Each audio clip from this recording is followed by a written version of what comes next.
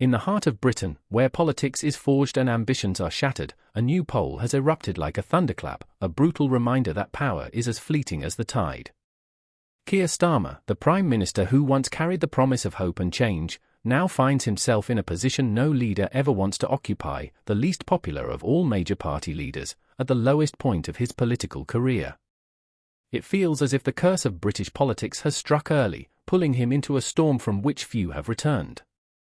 Is this the beginning of the end? Or merely a fleeting moment in a longer, darker game? But before we dive deeper into this unsettling story, don't forget to hit that like button, subscribe to the channel, and share your thoughts in the comments below. Can Starmer survive this dramatic collapse? The poll, conducted by YouGov between September the 10th and 12th, revealed a chilling reality. Only 21% of Britons said they view Starmer favourably, while a staggering 71% expressed a negative opinion. The result?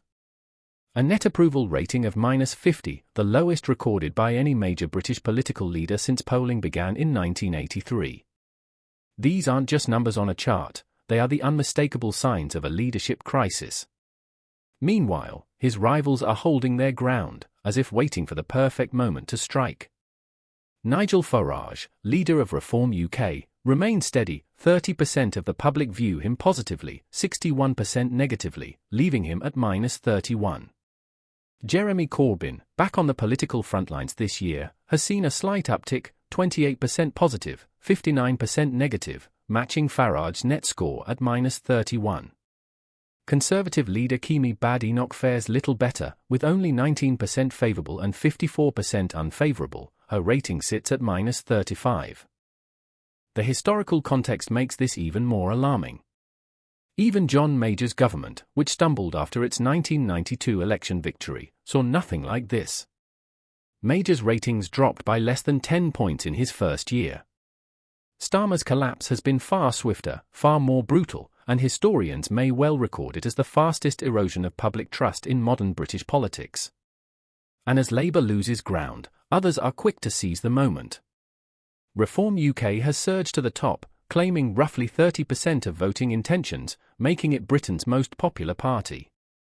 The defections tell the story. 14% of Labour's 2024 voters have shifted to Reform or the Conservatives. 13% have gone to the Liberal Democrats. 10% to the Greens. And 3% to nationalist parties in Scotland and Wales. The political map is being redrawn before our very eyes, and the Labour Party's once solid foundations are crumbling. Worse still, the international comparisons sting even deeper.